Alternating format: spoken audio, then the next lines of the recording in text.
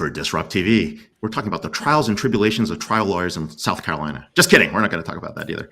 Things that we will not talk about on DisrupTV today. We're here with my awesome co-host, Vala Afshar, our producer, Elle, and more importantly, our wonderful guests. We're going to go in reverse order. Introduce yourselves. Tell us where you're coming in from. And more importantly, what you're going to talk about today real quickly. So, Gabriella, all yours. Great. I'm Gabriella Rosen Kellerman, calling in from Berkeley, California. And I'm here to talk about my new book, Tomorrowmind, co-authored with Professor Marty Seligman. It is all about our original scientific research on how to thrive at work in the midst of tremendous uncertainty. That would never happen. What are you talking about now? Perfect book, perfect time. All right, Lee, on your end. Hey, I'm Lee Rainie, Director of Internet and Technology Research at the Pew Research Center in Washington, D.C. We recently completed a piece of work talking to experts about the future of human agency and human autonomy, one of the small questions of our age. Yeah, keep it simple, Lee. Now, some of the best internet research in the world, and I really appreciate you coming in from Northern Virginia, right? So, all right, cool. Oh, Jonathan, where are you coming from, Dr. Reichental? Hey, Ray and Val and everyone else. I am coming in from the great capital city of Wellington in New Zealand. Here you see me in my hotel room. I know, it's crazy. It's early morning. What time is it? I am a day ahead. I'm 21 hours ahead of you guys in California, at least. And I'm on the show to talk about my brand new book about cryptocurrency. So I'm looking forward to chatting with you about that. Ooh, hot topics, hot stuff. All right, we'll turn it back to you, Elle. You can do the count, and we're going to go live soon. All right. 3, 2, 1.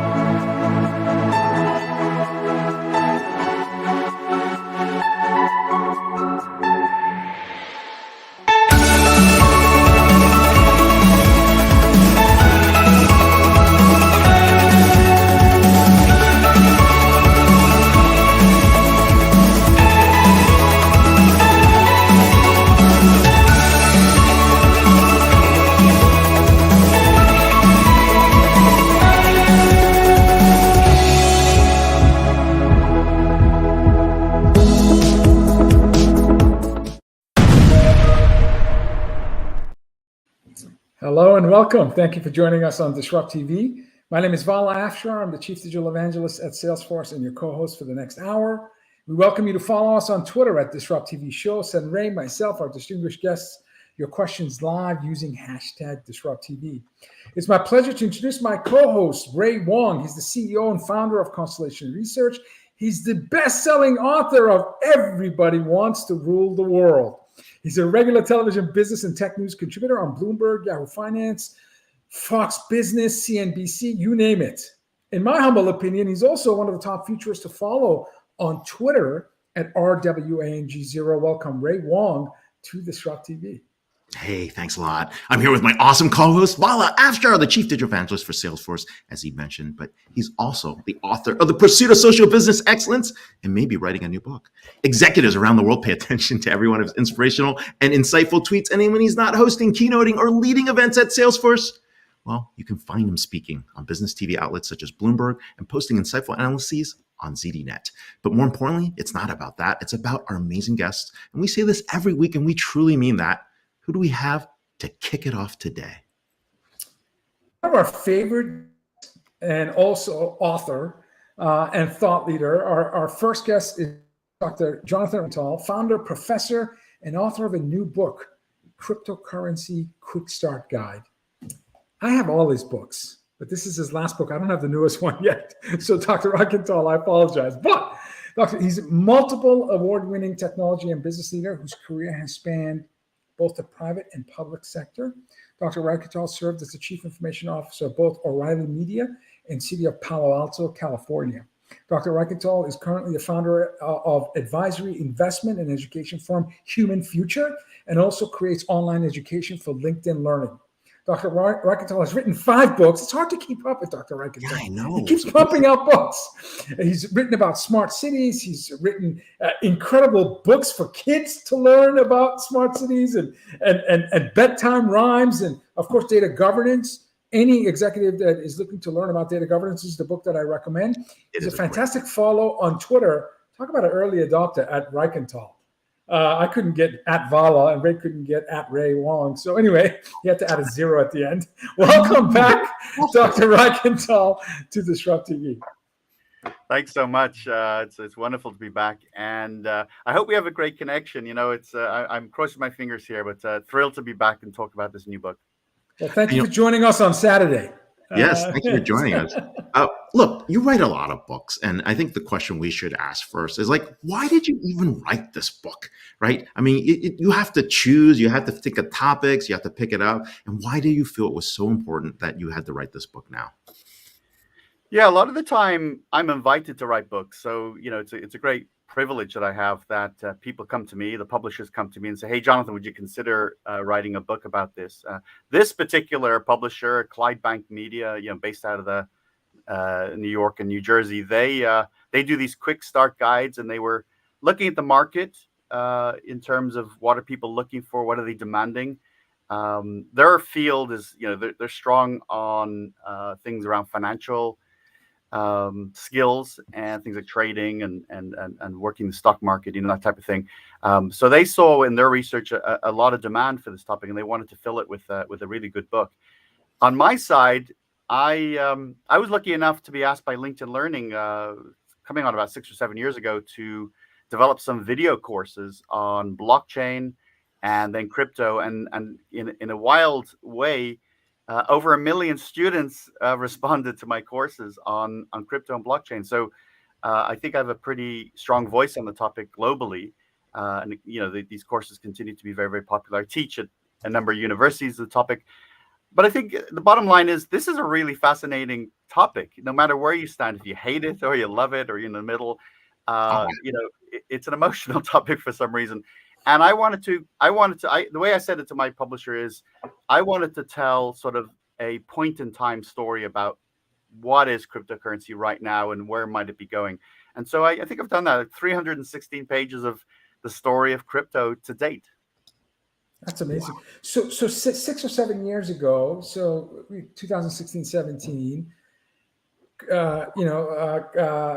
Bitcoin probably trading at 3,000 at that time. I'm not sure. And Ethereum probably at 100 or 200. So you have watched, and I'm mentioning the two largest market cap, and there's hundreds, multiple hundreds of currencies, tokens, coins. But those two at one point reached almost 70,000, 69.7, I think was for Bitcoin, and 4,900 for Ethereum. This is about a year. What do you cover in this book? I know you cover Bitcoin, and you talk about, and you also cover obviously currencies. First part of my question is, when you started writing about this 7 years ago, I mean, we're talking super early adopter. Did it interest you enough to actually invest in crypto? And what do you actually cover in the book? Maybe that's why he's in Wellington. Well, I mean, when I first started writing about it and making these videos, it was very much about the mechanics, like how on earth does it work? Blockchain, yeah.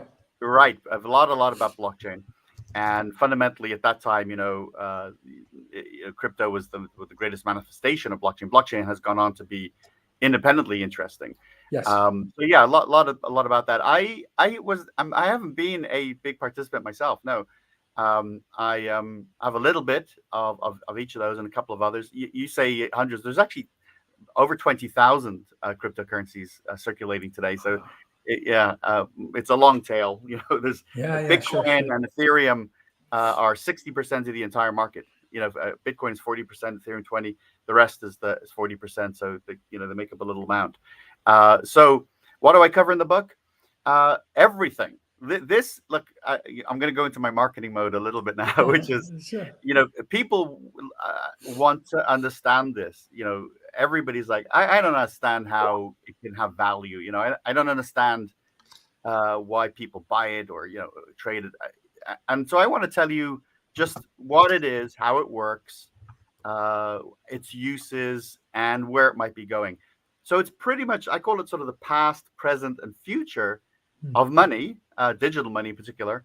And so it's very thorough on the mechanics. How does it work? It's very thorough on trading and options. I go into the history of Bitcoin, the history of Ethereum, but I also talk about a lot of the popular altcoins, which are the other coins, like Cardano and Solano and some others.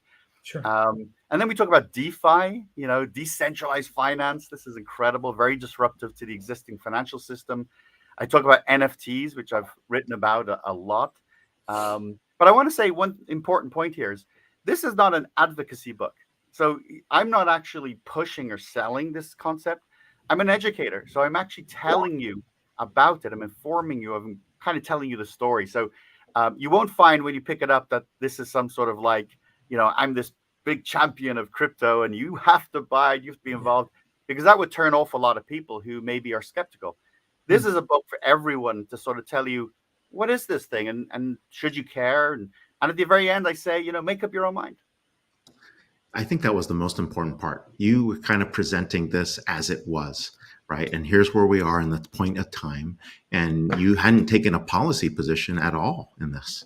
So, Yes.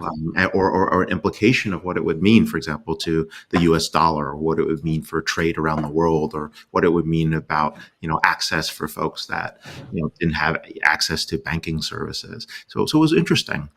So what surprised you the most, though, when writing the book, as you were discovering these stories around crypto and how people got to where they were? Because there's some very cool stuff in here. Yeah. Were you able to identify the inventor, Satoshi? Yeah, did you meet Satoshi and not tell us? Yeah. Is that why you're in New Zealand again? Sorry. Why am I in New Zealand? I was thinking that. He's close to finding Satoshi. Breaking news. Yeah, my new book is The Search for Satoshi Nakamoto. Yeah, that's right. Wow. Oh, people are paying a lot for that one. That's a good book to go after. Unfortunately, no. While we did a bit of research, my team and I, we still didn't make any conclusions about the, who it is. And that, in a way, I talk about the sort of that adds the mystique. It's a beautiful thing that we don't know who created this. Really. Yeah. And by the way, you might think it's a person. It certainly could be a group of people. Yeah. So could be in a global collaborative. We don't really know. There's a few things that surprised me. I think. First of all, this is for whatever reason, it's quite a controversial topic. You have people who, when they take a position, can often be really on the two ends, right? You have people who think it's absolute nonsense. It's a Ponzi scheme. People shouldn't be involved. Get out of there. And then and these aren't just any people. These are like Right. Charlie Munger. These are like, Berkshire Exactly. They're like irritated. It's almost like they get a skin rash when the topic comes up. So these are incredibly incredibly accomplished people. So it's not just any people. It's amazing how the spectrum includes some titans of the industry when it comes to investing. That's a great point, Vala. It's such a great point. That really elevates it in terms of like the sensitivity to the topic. And then you've got on the other side, you've got people who they think this is the future of money. This is it. This is going to completely change the game, change who can participate, be a major disruptor. So you got that was interesting to me as I kind of explored that. And those are people like our guest, Michael Saylor, who was on the show when he crossed 125,000 ownership of Bitcoin. Wow. I don't know. I think at that time he had invested $4.5 billion in Bitcoin. Wow. So that's you got a rocket scientist, MIT graduate, and tons of the industry going head to head. So it's fascinating to me. I don't know any other technology, including AI, that has such a polarizing set of experts dunking on each other. Anyway, which makes it just adds to the one of the magic of the topic.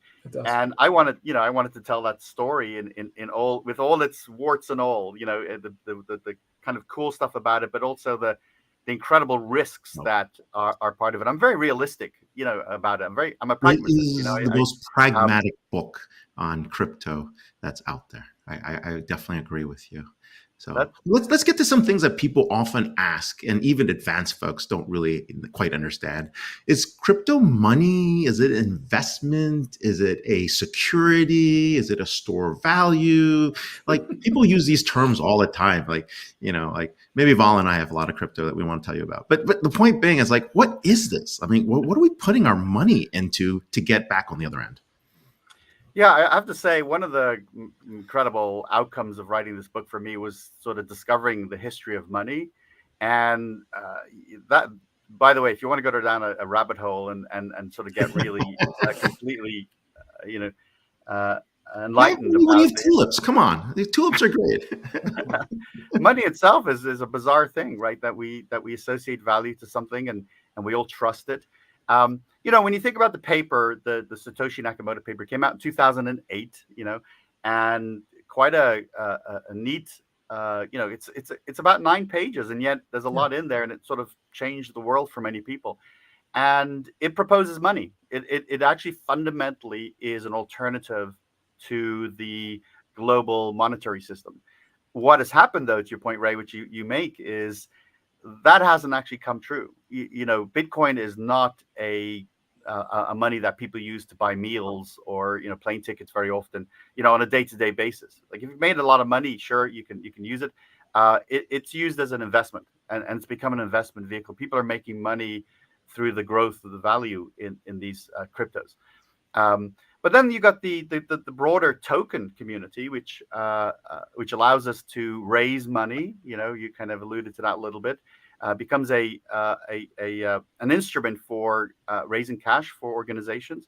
And then you get into the whole sort of the tokenization of digital assets. So you have that non-fungible token, right? Which this all gets squirrely really quickly. But the ability to sort of record the legitimacy of a digital item in a database that people agree on, that actually is true. So, we all agree that if I paint a physical painting and give it to you and sign it, you agree that's an original. But we don't have the same ability to do that often with digital drawings and digital items. But now, technically, we do, because we can do digital signatures, which is sort of the digital equivalent of the physical signature. Now you start to you see these sort of, this tokenization, these records that then can be traded themselves, and people can make money from the trading of these tokens. So the actual field is quite big. The question, is it money? Well, what is money? So will somebody tomorrow take my crypto for their product or service? And the answer is yes. There are entities that will do that. Will somebody tomorrow pay more for the crypto I have than I have today? Possibly. If they're prepared to do that, we trust the ecosystem, then it's real. I mean, it works. So whether you kind of are confused about, is there anything backing it behind it? It doesn't really matter. Money works because we say it does. That's the origin of all money. It just is because we say this. Real quick, May 22nd. What's that day about? May 22nd. May 22nd. Bitcoin Pizza Day. Oh yeah, oh yeah. He's referring to 10,000 Bitcoin for 2 pizzas. Yeah, for 2 pizzas. Yeah, right. It's stored value. It's trade. It's someone actually did value exchange, right? So yeah, regrettably, that was a pretty expensive couple of cheese pizzas. Okay, so if you're subscribing to Cathie Wood and ARK Invest, as they project money store of value, the value of Bitcoin in a decade, if it resembles market cap of gold, we're talking potentially $1 million value. There's only 20 million that are, and I believe some have been lost. So I don't know if the original intent, I think, was 21 million, but I don't believe 21 million exists today. So, right. So can you talk to us about the future of crypto? Do you see, again, it's trading at like 22 and change now. And of course, you talk about trust. Last year was terrible in terms of so many bad actors that essentially brought the Bitcoin to as low as 16,000 when it was trading in the 30 range. So what are your thoughts about projecting? And I know this is an investment advice, but do you see crypto becoming, I have a 12-year-old son. By the time he graduates from college, again, 10 years, at 22, is he going to be exchanging? Is it fiat or is it more crypto? Is it going to be Filecoin, Cardano, Litecoin, Bitcoin, Ethereum, handful of the coins that are in the top 10? Will he be, buying goods and services using crypto? That's a great question. Well, look, I'll tell you something just to make it sort of local and real. I'm here in Wellington, New Zealand right now. I'm here for a few weeks as a visiting professor. And New Zealand is one of those countries where they don't really use cash anymore. It's all cards. A lot of stores just don't take notes and coins. So they're kind of digital already here. And that's, what the rest of the world will catch up with. There's another phenomena called central bank digital currencies that's emerging, CBDCs, which we'll do maybe on another podcast. You'll ask another guest to go deep into that. And that's basically a digital equivalent of the existing money we have. Think about this real quick. The money that you have in your bank account or anybody has, it doesn't really exist, right? There's no gold bars or silver in a safe that represents your money. What do you mean? What's going on? No, like this is the breakthrough stuff for people who get into this topic. When they sort of read about it, they're like, wow, it's like there's nothing. Your money is simply numbers in a computer. I mean, it's simply a store in a database today already. Real quick on the answer, because I know you need to run to the next guest, is look, people are there's a lot of folks who are saying this thing's gonna flame out. It's got this kind of cool momentum for a few years, but it's got no future. Look, Bitcoin's been around since early 2009. There's 425 million people in the world who have crypto. That's a big proportion of the planet already. I don't think it's going away. Okay, so that's my first conclusion. Okay, that's good to hear. That's good to know. Yeah. I mean, that gives me some relief. I don't see there's a lot of folks who will say that in a year or two this is gone. It was interesting. It was like tulips, but it's gone. The reality is, I think there's enough legs, enough bodies behind it, entities in terms of governments and regulatory agencies and nonprofits, and individuals that it's got some legs to it. Whether it's Bitcoin or Ethereum who sort of emerge as the long-term survivor of this, I don't know. I always go back to the case that Google was not the first search engine, right? 21st. The 20th, you know it well. So he's never tweeted about that. Well, I want to remind people: first to market doesn't necessarily mean you win. I think so. So when I look at Ethereum and Bitcoin, when I try to think of your child, what he or she will be perhaps using, it may not be Bitcoin or Ethereum. That's really just my conclusion there. It may be the surprise 21st, the equivalent crypto, if you like, or the 30,000th that comes out. That really makes things happen. It's a space to watch for sure. And the last surprise I had real quick is that I had to keep writing sections of the book over the last year because the field was changing so rapidly, both in a positive way and sometimes in a negative way. That's amazing. Where can we get the book? Please remind our audience where we can get the book. It's a course right now. It's an ebook and a physical book on Amazon. So it's a cryptocurrency Quickstart guide. 316 pages of everything you ever need to know about cryptocurrency and the ecosystem, NFTs, DeFi, and more. And there will be a spiral-bound version soon, and there will be an audiobook soon too. So all available on Amazon. The audiobook. That's awesome. I'm told it'll be in normal high street bookstores all over the world within a few weeks. So wherever you buy books, you can get my book. Terrific. We're here with Dr. Jonathan Reichental, author of Cryptocurrency Quickstart Guide, among many other books he's famous for. You can follow him at Reichental, and of course, get his new book on Amazon and look for the Quickstart Guide to Cryptocurrency. So thanks a lot for being here. Thank you so much. You're also awesome guys. Thank you so much. One of our favorite guests. I mean, I first met him when he was CIO at Palo Alto. Imagine being CIO at Palo Alto. Can you imagine the citizen input? yeah, that's exactly what I was thinking. A router you built? Well, I built that. Like, what do you mean? Okay, talk about incredible research, incredible thought leadership. Our next guest is Lee Rainie, Director of Internet and Technology Research at Pew Research Center, nonprofit, nonpartisan fact tank that studies the social impact of the internet. Lee's projects was described by the American Sociological Association as the most authoritative source of reliable data on the use and impact of the internet and mobile connectivity. the ASA awarded Lee and the Internet Project its award for excellence in reporting on social issues award.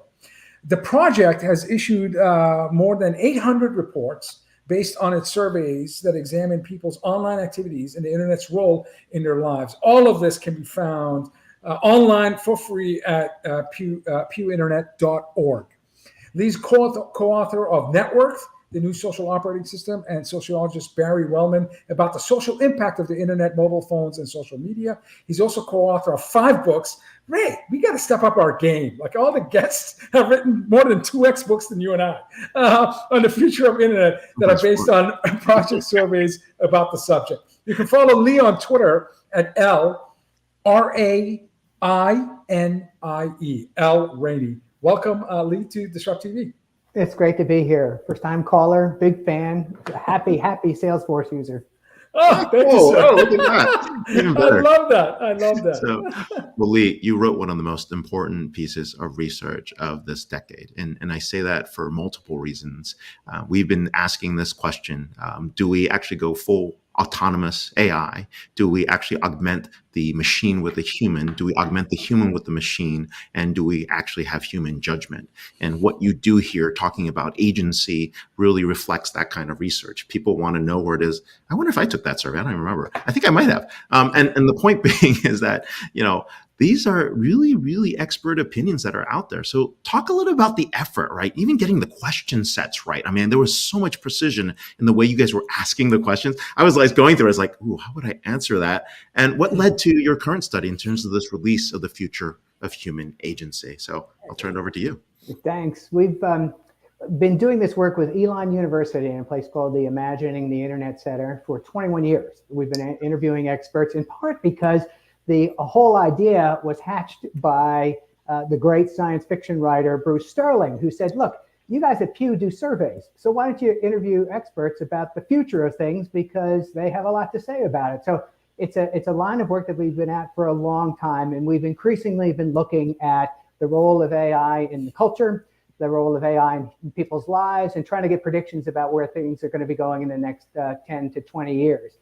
It's been such an interesting line of research because we've, over the years, asked questions about and had good expert predictions pretty far ahead of time about the rise of mobile, about the rise of cyber attacks, and the general concern about attacks on human infrastructure.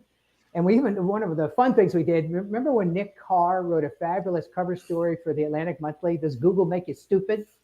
We got Nick and the Google folks to sort of hash it out on our pages. It was a wonderful thing to do. And the expert community was kind of more on Google's side than Nick's side, although there was tons of evidence surfaced that really is appropriate now to today and ChatGPT about this can really go south in a bad way and take humans out of the picture or screw them up in the process. So that our current research is sort of coming out of that history of trying to stay ahead of questions. And really, with folks like you in mind, I mean, you're nice to say that it's sort of precise questions, but one of the luxuries of doing this work is that experts kind of know what's going on. So you can play with the question language a lot more in a fun way than you might with ordinary citizens who need to be taken by the hand through some of these issues. And this is incredibly robust. We're talking 504 experts. Yes. So to be able to capture 504 experts. And for the audience listening, so this was the question in terms of the future of human agency. And it's a forward-looking decade-plus question. By 2035, will smart machines, bots, and systems powered by AI be designed to allow humans to easily be in control of most tech-aided decision-making that it's relevant to their lives? So 504 experts asked this question, and the result, almost like flip of a coin, 56% of these experts agreed with the statement that by 2035, machines, bots, and systems will not be designed to allow humans to easily be in control, and 44% said the systems will be designed to allow humans to easily be in control of the most tech-aided decision-making. Were you surprised of the outcome? Because it's not quite flip of a coin, but it's pretty much in the middle. Yeah. I think that's the exact right way to see it. These are not scientific samplings because we don't know who's exactly everybody who's an expert on the internet, but we have a lot of people in our database who have smart things to say.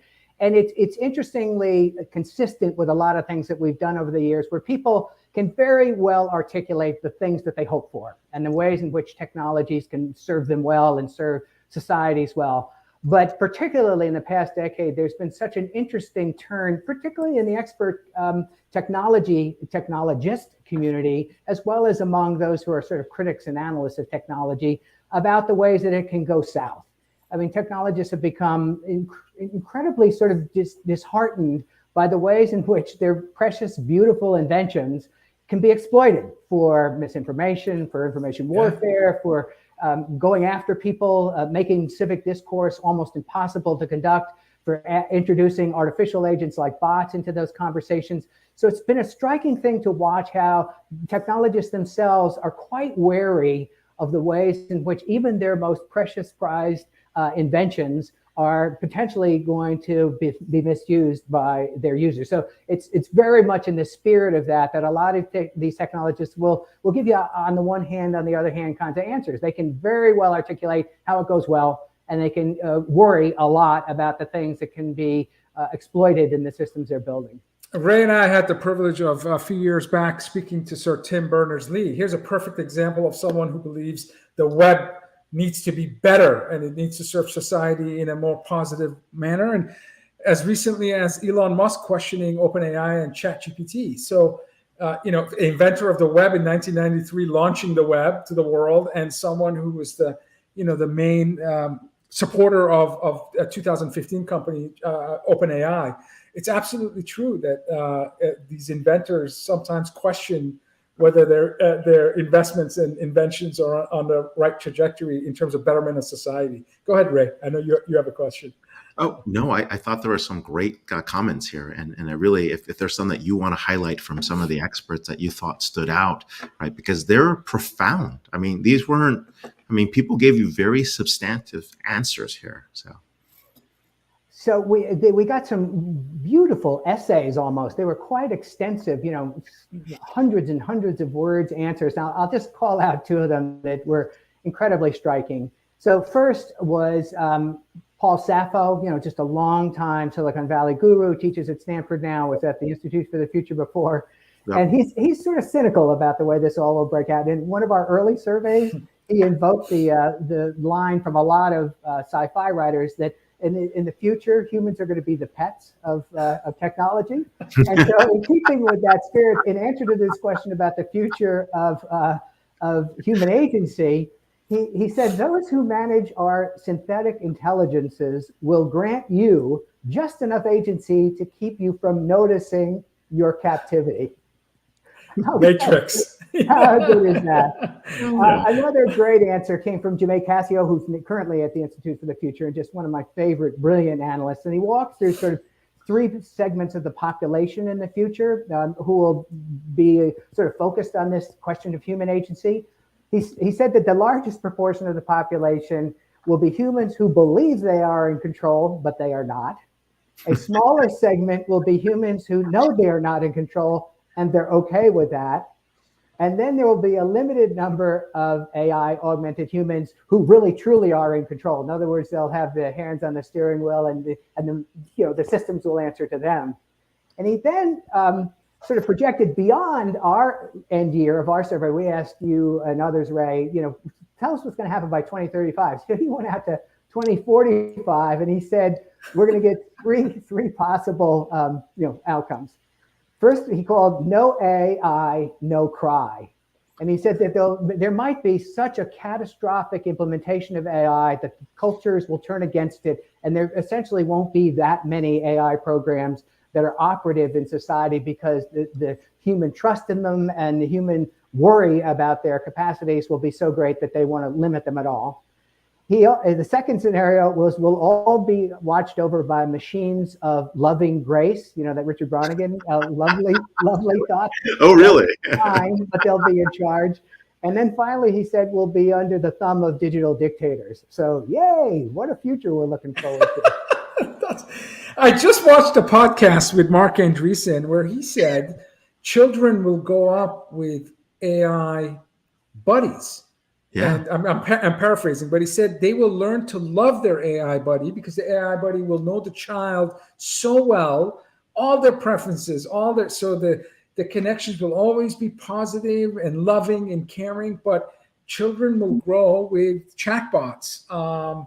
It was interesting. It was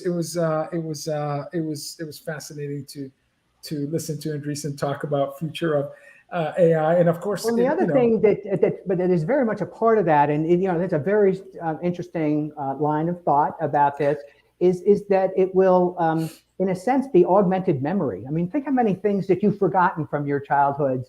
That if you had a smart buddy at your side, or a smart agent, or another brain lobe even sort of functioning on your behalf, you could recall those transcendent moments of your childhood.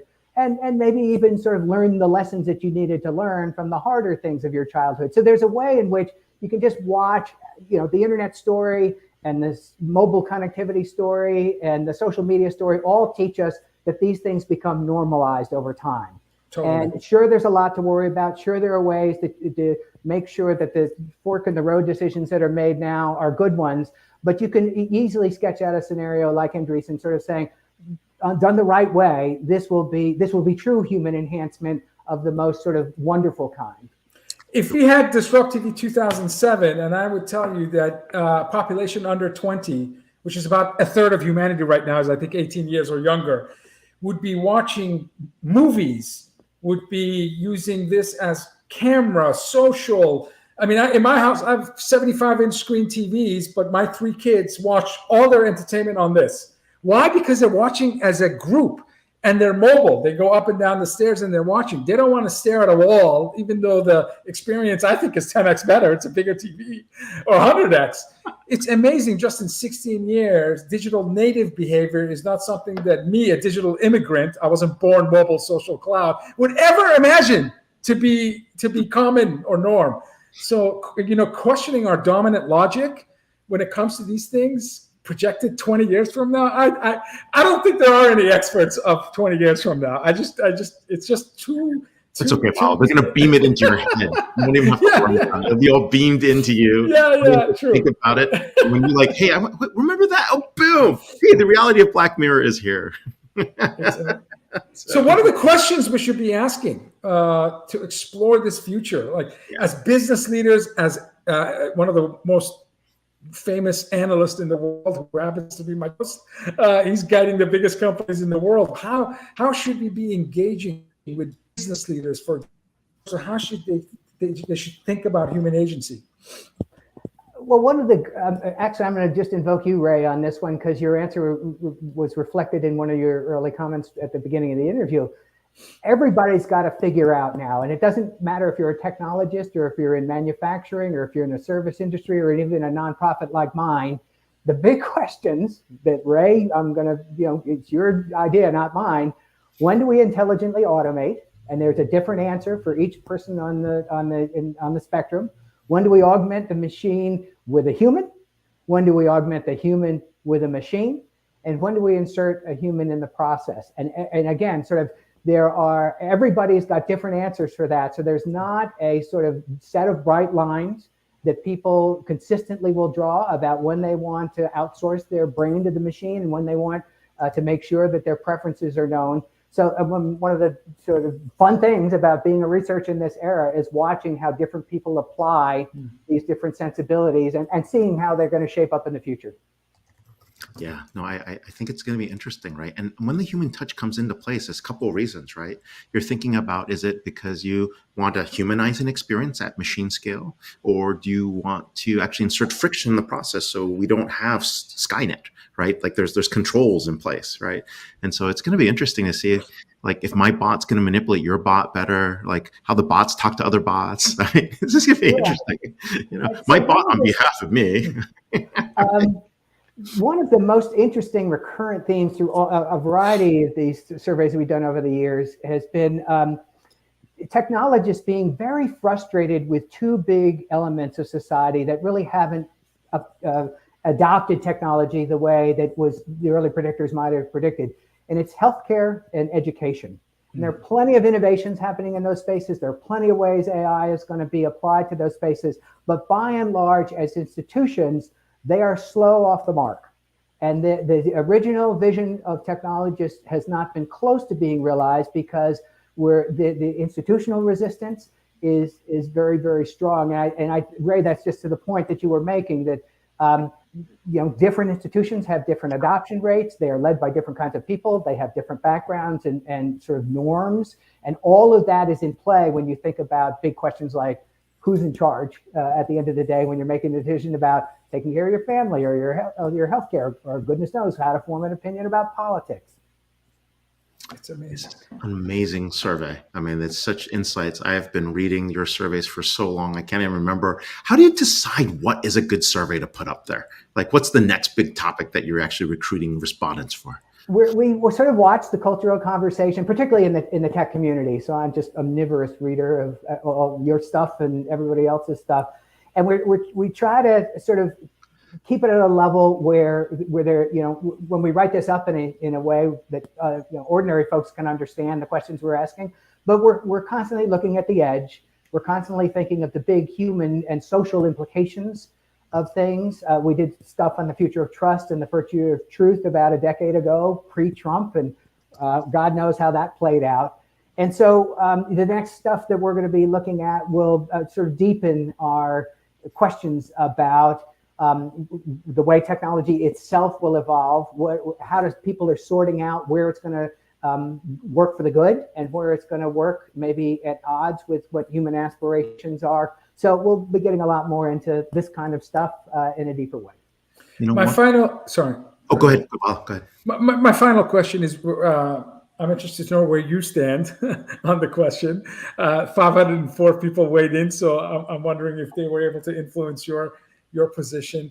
And a follow-up to that in terms of where you stand, should companies of all sizes have an ethical and humane use of software leader to make sure that we're designing features and functionality and products that can ultimately help betterment of society, or so that you don't get to a scenario where one of the experts said people are going to rebel against AI because of a major, misconnect. So it's a firing offense at Pew, so to state my own opinion, but I'm going to say that after reading these 500 plus answers, look, it's very convincing. There was convergence, even in people who think the answer is maybe yes, things will go well, or no, things won't go well. There's going to be a sort of big sort taking out, where certain functions of life are really better left in machine hands than human hands. They can process more stuff. They can bring more intelligence to bear. Sure. They're kind of rote activities, and who wouldn't want to have the convenience of that? And there are other things that are so fundamental to identity, to community, to society, and to life outcomes, your own health, your own knowledge, and things like that, that humans will insist on being in charge and will insert systems in place to put humans in the loop. So, Vala, exactly that. There will be ways in which organizations themselves have a function and a representative who's supposed to do the red team job. How's this going to go bad? Or let's make sure we don't let something out into the wild that's going to go crazy. And there will also be probably government systems and regulations that, there's some talk about like an FDA for algorithms. You don't let it out in the wild until the tires have been kicked and there's a review process and things like that. So there's an interesting set of conversations all around government regulation on these issues too. I like that. And ChatGPT was amongst the 44%, I'm guessing? Yeah. Answering the... It was? Okay. No. Oh, was it? Okay. No. Maybe one of the respondents was a ChatGPT. He doesn't know. we actually asked ChatGPT our question, and it has a sort of nice, credible, smart answer that basically says, you humans have nothing to worry about. You'll stay. That's what I thought. Yeah. That's what I believe. 44% said that humans will have control, no. And I thought that was the response from ChatGPT. Actually, what would be funnier is like ChatGPT post survey. Now that it has access to the survey data of what it says versus what it said before, and then Lee discovered that at the Pew Research Center, 7 of the responses cheated because the answers were all the same. They all were the ChatGPT answers. But that didn't happen. We just want to make sure everybody knows it. Yeah. So, But I mean, really, quality and control in the future is going to be a bigger chore for people Totally. like us. And you mentioned education. I'm sure educators are now have another dimension that they have to struggle in terms of where did this response or report or analysis come from? Absolutely. They do. We're here with the amazing Lee Rainie, Director, Internet and Technology Research at Pew Research Center, one of the most foremost authorities of what's happening. A future think center. That's pretty cool. Twitter. Please come back. Come back. You were Twitter great. at L Rainie. We got to have you back on. So, and just to check out the report at pewresearch.org. It's there on the future of human agency. So thanks a lot. Thank you, sir. You were terrific. Wow. That's mind blowing. But the research. I mean, you and I have been following Pew for decades. I mean, cloud adoption, mobile, social, all of the big technological trends defining future of work. And speaking of future of work, we're going to end with this is our cleanup hitter spot where somebody comes in and hits a grand slam and just brings it all home. It's our privilege to have Dr. Gabriella Rosen Kellerman, Chief Product Officer of BetterUp and co-author of Tomorrowmind. Dr. Kellerman has served as Chief Product Officer, Chief Innovation Officer at BetterUp, Head of BetterUp Labs, founding CEO of LifeLink, and an advisor to healthcare coaching and behavior change technology companies. Trained in psychiatry and fMRI research, Dr. Kellerman holds an MD with honors from Mount Sinai School of Medicine and a BA summa cum laude from Harvard University. Dr. Kellerman's work has been published, just like you, Ray, in Atlantic, Harvard Business Review, Forbes. Again, I have imposter syndrome when I have guests like this on the show. Dr. Kellerman is co-author of a new book, Tomorrowmind, Thriving at Work, now and in an uncertain future. What an amazing timing for this book. Welcome, Gabriella, to DisrupTV. Thanks so much. Thanks for giving me the opportunity. We're super excited having you. But how did you team up with Dr. Seligman together to write this book, to think about where that future might be? Were you locked up in the middle of COVID when you did this, or it was like way before that this actually occurred? Yeah, I feel so privileged to get to work with Marty Seligman, founder of Positive Psychology, probably the world's greatest known living psychologist. And in 2017, we came together to study the ways that employees are struggling to thrive at work in this very unusual world of work we live in. We've both devoted our careers to helping improve population well-being. And so we've been doing research together under the umbrella of BetterUp Labs, which I was privileged to get to start in 2017 at the request of our founder, CEO, Alexei Robichaud. It's been a tremendous journey of tons of research since that we wanted to capture in broad strokes for the full perspective for a general audience. As you can imagine, on our show, starting probably around March of 2020, when most of us were affected in terms of work policy, in my case, a note that says you can't come to work, and that lasted for about 2 years. We've had a lot of incredible thought leaders talk about work policy, future of work, and how it's changed us. Based on your research, your book, can you tell us your thoughts in terms of how this, the pandemic changed us and some of the permanent changes we'll see moving forward? Yeah, so our book starts from the premise that the only world of work that we are naturally at home in is hunting and gathering. Something like 95% of the existence of the human brain happened in that forum, and that's where the vast majority of the evolution of our neural hardware came from. And now we're trying to apply that same machinery to this vastly different world of work. Things like change, which are such a prominent feature of work today, constant, disruptive, uncertain, complex change. For the hunter-gatherer, change was likely sudden and a threat. That's why the responses we have are fight or flight. It's not fight, flight, or maybe celebrate, because maybe it's a good thing. A predator was not going to be a good thing. And so we have to take that hardwired approach to change and adapt it to the world of work today. Now, the flip side and the hopeful message that we are contributing, among others, is that in this environment, we get to return to some of those beautiful, native, deeply human capacities of the hunter-gatherer, things like creativity, things like prospection, thinking about the future. These are things that weren't a core labor skill in the industrial era. And now, once again, we get to reconnect with them. And we are all creative. We all have the capacity for foresight as well. So how do we build those up along with some other skills to make sure we can still thrive in this environment?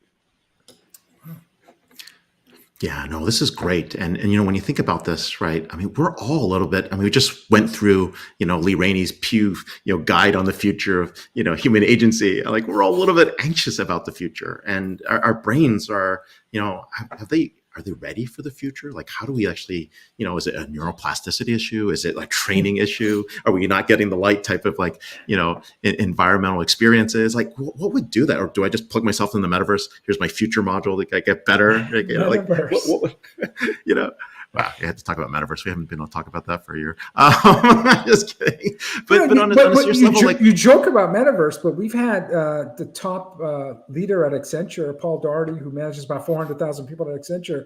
He talked about Accenture onboarding 150,000 new employees in their metaverse. Yeah. So this immersive experience of getting you familiar with your work environment, your stakeholders, and the jobs to be done is being done virtually. So, I mean, we joke about it, but it's happening. I mean, it's really happening. And have our brains evolved for this environment to be able to support the future? Because it seems like so much is coming at us so quickly.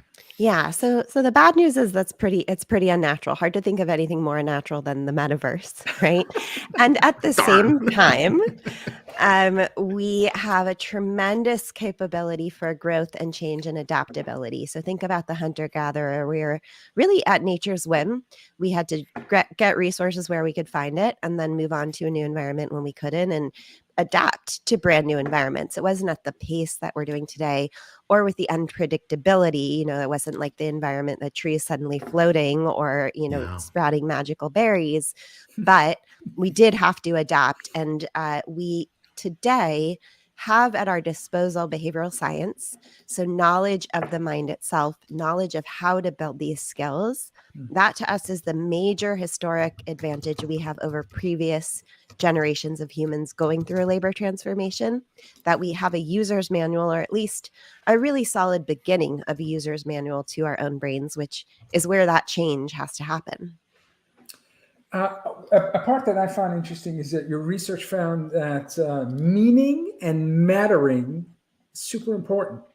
So much so that 90% of people are willing to earn less if they have more meaningful work.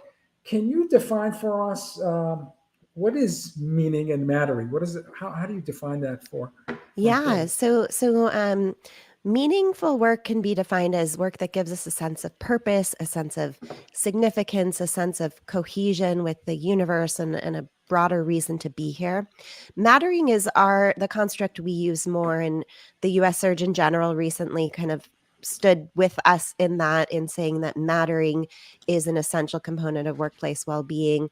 And it's a very basic fundamental level of, it matters that I wake up in the morning. It matters that I go about my day and do my work, whatever that might be. Yeah. If we can't provide that to people, then we are really doing something wrong. In our view, it's a huge part of what modern management entails. You need to be able to explain to your employees why their work matters, even and especially when you are asking them to stop doing one thing and start doing something else. You need to be able to explain, why did it matter that I just spent 3 months doing project A and all of a sudden I'm going on to project B? That's a huge source of disengagement, of resentment that comes up for employees in the workplace. And it makes perfect sense through the lens of mattering. Can I follow up, Ray, with a follow-up question? Because I suspect 3 of us this year, so just in the last several weeks, know of exceptional people that lost their jobs, especially if you're in the tech sector. I mean, we're talking hundreds of thousands have lost their jobs since January. And I'm talking exceptional people where we can't even imagine performance being an issue because the size of the reductions has impacted folks. How do you not crush the soul of that person when mattering, when they were doing A+ work, delivering and exceeding expectations, and they got that notification that they're no longer part of the company? How do you recover from that devastating mattering news that I'm so glad you asked. And this is why we actually started the book with a really extraordinary layoff story of someone who was laid off under very humiliating circumstances for something that had very little to do with them. And they have gone on to have a tremendous career beyond that. I love that you started with, peak performer, high performer, you can get laid off. It doesn't have to be related to your performance. And through that lens, if we lean there even further and we think about what is coming, the ups and downs of the economy that will come over the rest of our careers, the global events we have no control over, industry disruption overnight, we are all at risk of layoffs at some or multiple times throughout the course of our career. We will all probably have to creatively reinvent ourselves over the course of our career many times over. And so it's not actually, in our view, about getting through any one of these chapters. It's about knowing that there's not just a tree, but a forest of change ahead of us. And we need the skills to navigate that entire forest. Resilience is one of the big ones in this. Meaning, purpose, mattering. We need to have that intrinsic motivation to fuel the hard work of building these skills that we're talking about. I love that answer. Wow, that was awesome. We would be remiss if we did not ask about Prism, right? And you're touching on some of those concepts in Prism. And I think that's very important for a lot of folks. And Vala, you're so right. I mean, a lot of great high-performing people are seeking and trying to understand what's going to happen next. And I think this is a book for them. But Gabriella, tell us more about Prism. Yeah, so we have studied data from hundreds of thousands of workers across all industries as they are looking for themselves, of course, to succeed in work, to grow as humans, to grow as professionals. We've looked at outcomes for them, we've looked at outcomes for their teams, and we've looked at outcomes for their organizations based on the skills they have, based on the skills they develop over time.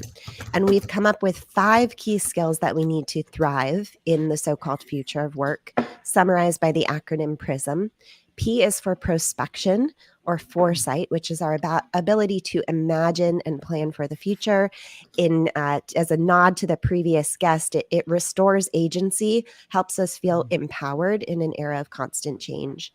R is for resilience, our ability to bounce back from change, or even the people who are best at resilience grow stronger through challenge. And can you imagine what that would open up for you, your team, your organization, if each time you saw one of these defining moments, you got stronger because of it?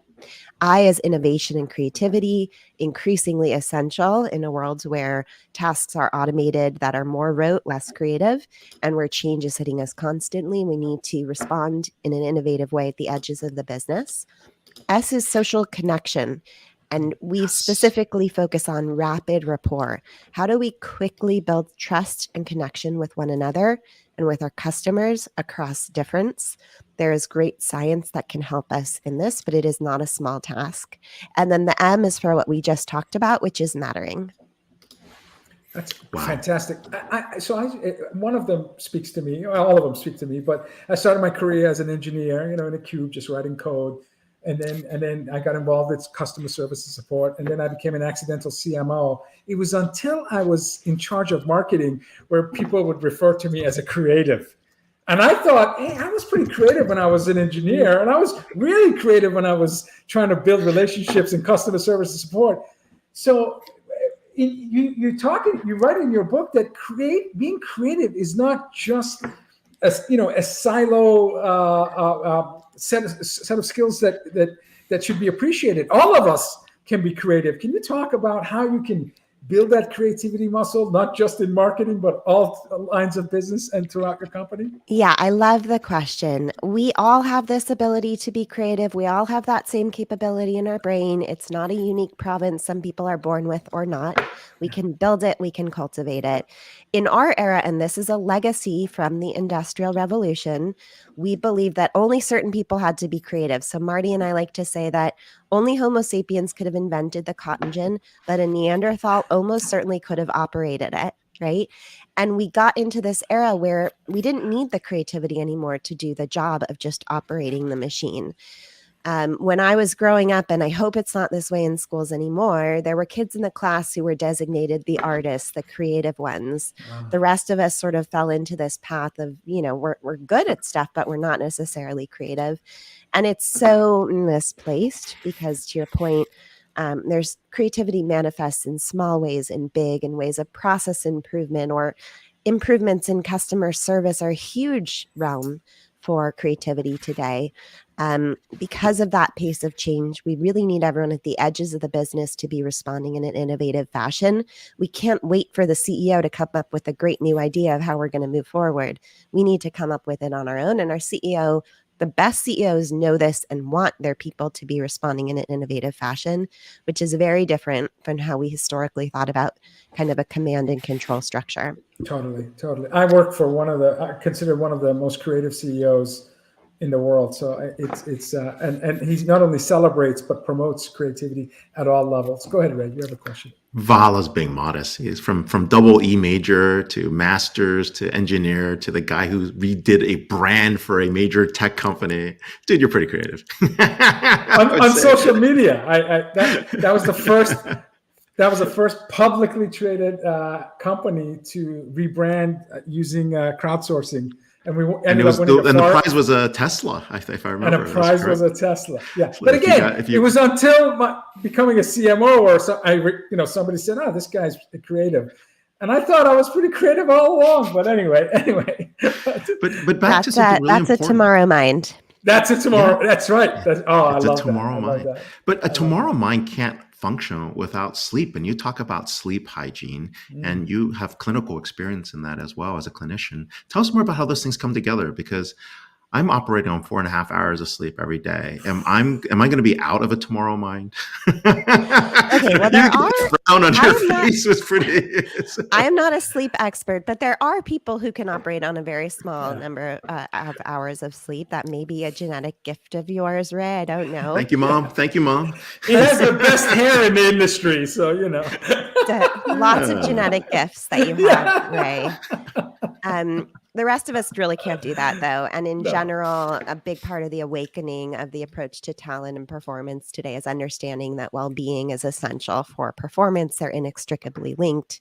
It's all happening in the same brain. If that brain is not on a good night's sleep and, not being well fed and nourished, then how could you possibly expect us to perform well at work, let alone emotional and mental health struggles and how those impact our workplace performance?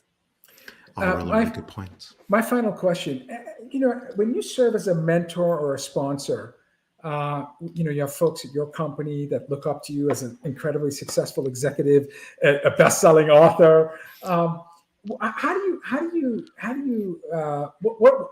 the process when you are sponsoring young talent, helping them, turbocharge their career and helping them adopt the tomorrow mindset?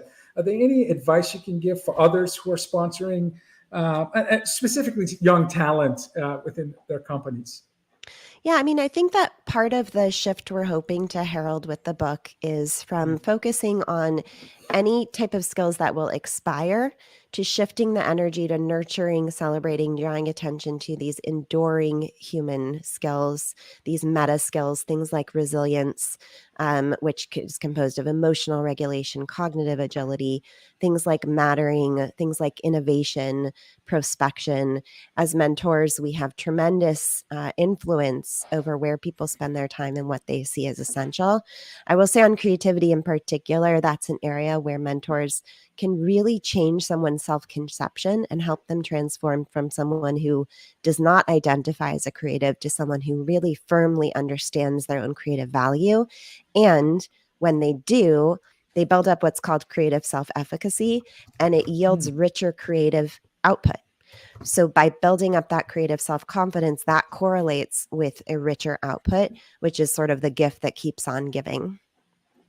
Wow. It's a virtuous cycle at that You're point. dropping wisdom nuggets. Oh my God, I'm going to have to watch the show on Saturday and Sunday. That was awesome. We're going to come back to read this book more in depth. So we're here with Dr. Gabriella Rosen Kellerman, Chief Product Officer at BetterUp and co-author of Tomorrowmind. I hope you guys all have Tomorrowminds. You can pick up the book. It's available on Amazon and also where books are sold. So thank you so much for being on the show.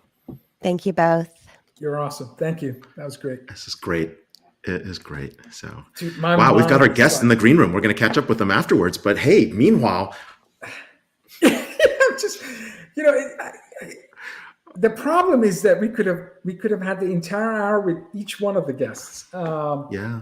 I've got so many thoughts that I need to revisit. We should have like a DisrupTV salon series where we go to different cities, we bring the authors together, they get a chance to share their books, their thoughts. It's kind of a talk, and we go on the road and we do that. It'd be kind of fun. I just think that, when you're talking about whether it's cryptocurrency or impact of AI and smart digital systems impacting human agency to, how do you prepare yourself to be mentally, spiritually, physically fit for these uncertain times? And Tomorrowmind is a fantastic blueprint of how you can.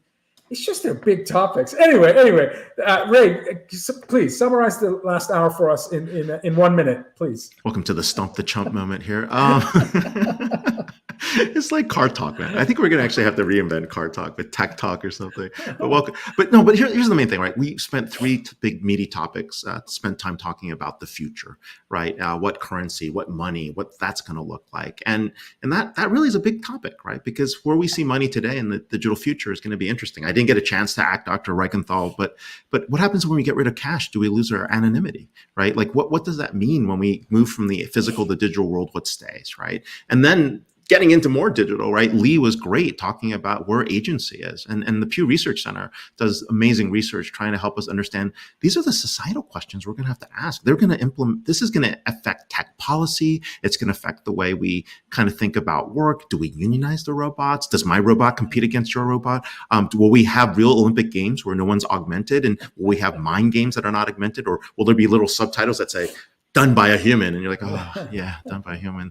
Well, how sad, how quaint, right? I mean, it's going to be things like that. And then more importantly, right, the last piece was really, are we ready for this mental stage, for all this